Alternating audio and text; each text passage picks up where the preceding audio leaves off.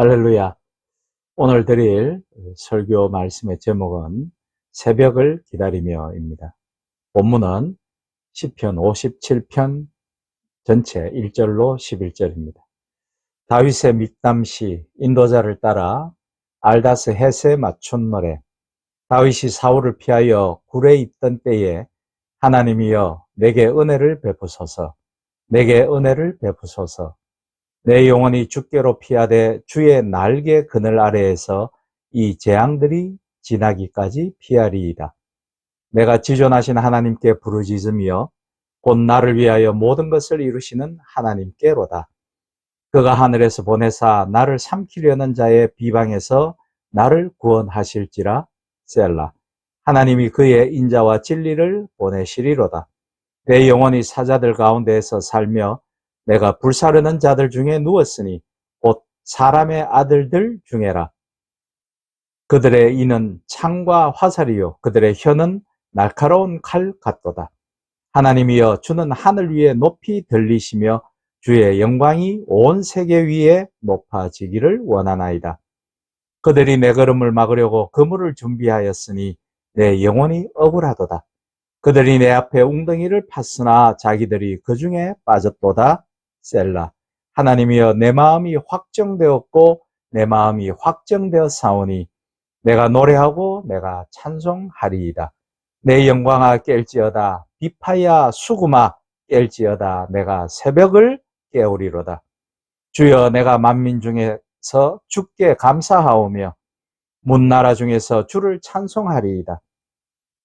무릇 주의 인자는 커서 하늘에 미치고 주의 진리는 공창에 이르나이다.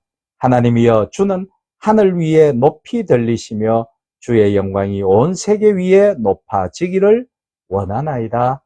아멘.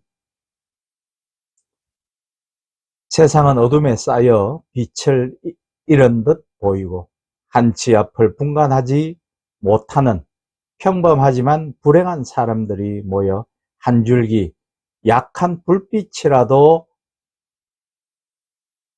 작은 권력에 떨며 자본주의에 폭행당한 연약한 우리들의 발길을 비춰주기를 기다리며 공허한 흑암 속에 서 있는 것 같은 시대의 징후를 봅니다. 우리의 가난하고 헐벗은 영혼까지도 따뜻하게 데펴주며 길을 밝혀줄 그 찬란하고 밝은 한 줄기 빛을 기다리는 것, 그것이 바로 우리가 소망을 빌며 희망을 노래하고 있는 궁극적인 신앙이 아닐까요? 오늘 본문인 시편 57편은 다윗의 믹담시인데 믹담은 격언이란 뜻으로 사람들에게 교훈이 될 만한 시라는 뜻으로 보면 되겠습니다. 그래서 이 시는 교훈적 글이면서도 다윗의 분명한 신앙 고백이 담겨져 있습니다. 이 시는 다윗이 사울의 끝날 것 같지 않는 자신을 향한 추적을 피해 어떤 굴 속에 숨어서 쓴 시입니다. 아마 다윗은 사울 왕의 박해와 무서운 창끝을 피하여 광야로 도망친 후 동굴 안에 있을 때 두려움과 불안이 그를 둘러싸고 창보다도 더 무서운 밤 같은 절망이 닥칠 때에도 하나님만을 의지하는 믿음으로 두려운 어두움을 몰아내고 새벽을 보게 되었습니다. 동굴 주위를 배회하던 사탕과도 같은 공포와 죽음을 부르짖던 짐승 소리가 비파와 수금의 찬양으로 바뀌게 되었으며 지난밤의 한숨 소리가 변하여 고백과 찬송이 되는 성리적 삶을 고백하는 것입니다. 이 시편의 표제에는 역시 알다스 헷에 맞춘 노래라고 나오는데 알다스 헷에 맞춘 노래란 포도주를 만들 때 부르는 곡에 맞춘 노래를 뜻합니다. 아마도 자신들의 노동가요에 맞추어서 이 시를 부른 것이라고 생각이 됩니다. 시편 57편의 배경은 다윗이 인생의 고난 가운데서 가장 힘든 시기 중 하나에 해당합니다. 다윗은 당시 사울왕의 핍박과 살해 위협에 쫓겨 블레셋 땅 가드로 가지요. 하지만 그곳에서도 다윗을 알아본 가드 왕의 신하들로 인해 생명의 위협을 느껴 미치광이로 가장하여 그는 그곳을 탈출합니다. 그 후 그와 그를 따르는 사람들이 아둘람 동굴에 숨어 지내게 되는데 이 시는 그 아둘람 동굴에서 지내는 동안에 쓰여진 것으로 알려져 있습니다.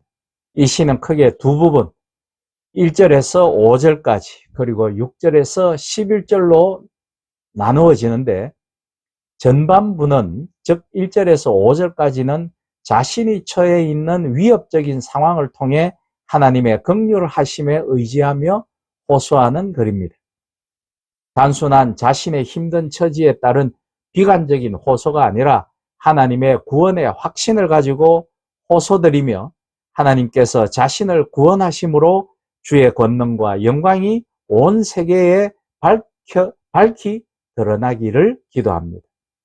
후반부 6절에서 11절은 자신을 해하려고 했던 원수들이 스스로 자멸하는 것을 보면서 그들은 이스라엘의 새벽을 깨우는 리더로서 사명을 회복하며 하나님의 구원의 손길을 찬양하고 있습니다. 사무엘상 22장 1절로 2절에는 이 시의 배경이 되는 아둘람굴의 상황에 대해서 이렇게 쓰여져 있습니다. 그러므로 다윗이 그곳을 떠나 아둘람 굴로 도망하며 그의 형제와 아버지의 온 집이 듣고 그리로 내려가서 그에게 이르렀고 환난당한 모든 자와 빚진 모든 자와 마음이 원통한 자가 다 그에게로 모였고 그는 그들의 우두머리가 되었는데 그와 함께 한 자가 400명가량이었더라. 아둘람의 동굴에는 다윗의 형제들, 환난당한 자들, 빚진 자들, 마음이 원통한 자들이 함께 모였습니다. 이들은 세상에서 무시당하고 조롱과 손가락질을 받던 사람들이었습니다. 시편 22편 6절에서는 이들의 처지를 나는 벌레요 사람이 아니라 사람의 비방거리요 백성의 조롱거리니이다 라고 토로하는 것을 알 수 있습니다.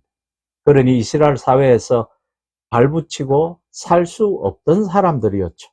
가장 연약한 자들이 생명의 위협을 무릅쓰고 다윗 곁으로 몰려와 다윗과 함께하고 있습니다. 지난날 다윗은 이들을 도와주었고 그들의 친구가 되어주었습니다. 그러므로 1절에 주의 날개 그늘은 바로 이런 환난당한 자, 빚진 자, 마음이 원통한 자들이 모이는 곳이며 함께하는 곳입니다. 바로 그것이 교회이며 예배처가 된 것이겠죠. 그러니 교회는 또 예배당은 화려할 필요도 그 필요 이상으로 넓은 곳이 아니어도 된다라는 말씀이 되겠습니다. 그것은 다만 사람이 사람의 욕심을 따라 행하며 또는 다른 이들과의 경쟁심으로 다른 교회들과의 경쟁심으로 오늘날 그렇게 예배당을 키우기 위해 화려하게 치장하기 위해 애쓰게 만드는 것이라는 뜻입니다. 그것은 교회의 본질이 아닙니다. 다윗이 아둘람 굴에 피신하여 있을 때 함께했던 사람들은 세상적으로 잘 나가고 성공한 사람들이 아니었습니다. 쫓긴 사람, 망한 사람, 상처와 고통을 당한 사람, 그리고 환난에 처한 사람들이었습니다. 그들 가운데 다윗은 기꺼이 그 못난 사람들의 지도자가 되었고 이러한 배척당하고 나약하였으며 억울한 사람들이 모인 공동체를 이루어 마침내 다윗과 함께 이스라엘 왕국을 세우는 영광을 그 나약한 사람들은 이루어내었습니다. 이렇듯 때로는 우리의 공공한 삶이 건축가에 버린 모퉁이 돌과 같이 배척당하고 쓸모없는 모습으로 비추이거나 전락할 때도 있습니다. 끝이 보이지 않는 경제적 어려움과 불황에 처해 있는 이 땅의 사람들, 청년이나 중년이나 노년층을 구분할 것도 없이 일부의 사람들을 제외한 대다수의 사람들이 처해 있는 이 현실적인 어려운 삶에 그들은 벼랑 끝으로 내몰린 형국인 것이 오늘날에 처해 있는 현실이기도 한 것이 사실입니다. 사람들은 불의하고 추저분한 정치에 이골이 나서 저희들이 무엇을 하든 관심을 보이지 않고 등을 돌리고 앉아 있고, 더욱 한심하고 또한 두려운 것은 정치의 아고라 광장에 모여있는 국회의원들 중에 상당수가 소위 예수쟁이라는 것입니다. 평소에는 거짓말로 국민들을 속이고 기만하고 욕지거리에 서로 저주를 퍼붓다가 그런 그들이 표가 필요할 때나 또는 예배할 때가 되면 나 예수 믿는 사람입니다 하며 신자들 앞에서 간증하고 찬양하고 예배드리러 머리를 숙인 모습들을 볼 때면 피가 거꾸로 솟기도 합니다. 비교적 안정적이던 경제적 상황도 악화되어 사람들은 일자리를 찾으러 서울로 몰려들어 대한민국의 인구 중 절반이 서울과 경기도에 몰려있는 기이한 현상이 벌어지고, 젊은이들이 서울로 떠나버린 지방은 노년층들과 비어가는 빈집이 늘어만 가고, 번화가의 상가조차도 모두 점포세를 내어 걸고 문을 닫고 있는 것이 이 땅의 암울한 현실이기도 합니다. 현실의 눈을 교회로 돌려도 어두움은 도처에 깔려있는 듯합니다. 오늘날 한국 기독교와 믿는 자들은 이중의 어려움에 처해 있는 것이 사실이죠. 한국 교회는 섬김과 나눔의 실천을 통해 사회적으로 모범을 보인 교회들의 아름다운 이야기도 있기는 하지만, 세상에 비춰진 한국 교회의 자화상은 부끄러운 모습을 드러내고 있는 것도 사실입니다. 한국 교회는 그동안 돈과 권력과 명예를 놓고 끊임없이 다투고 헐뜯고 갈라졌고, 이권과 파벌과 금권으로 얼룩진 구태를 벗어나지 못하고 있습니다. 교단 간의 이합 집산과 갈등, 되풀이되는 이단 시비와 사이비 교회 집단의 출현도 문제가 되고 있습니다.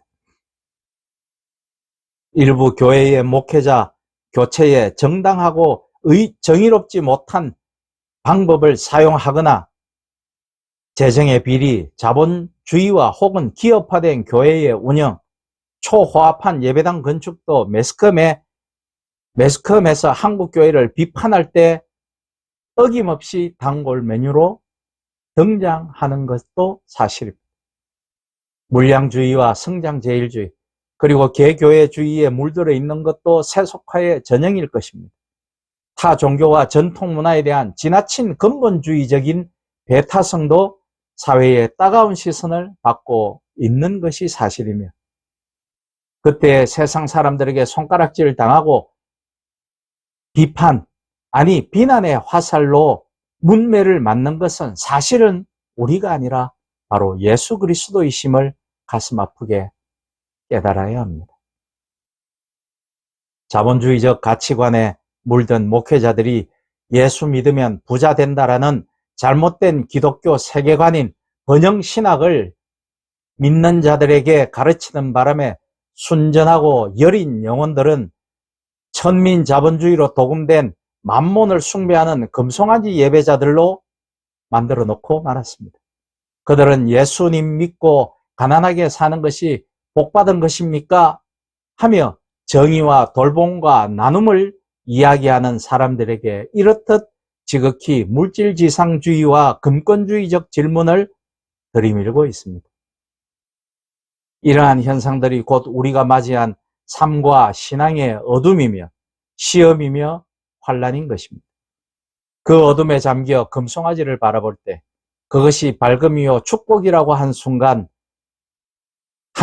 잘못 판단하고 느낄 수는 있으나, 그것은 더 깊은 어둠으로 인도하는 잘못된 표상이며 사인이며 죽음의 길임을 깨달아야 합니다. 그러나 이러한 환란, 고통 등을 통해 우리 모두는 어둡고 두려운 아둘람 굴에서도 우리를 기다리시고 함께 하시려는 주님이 계심을 알아야 합니다.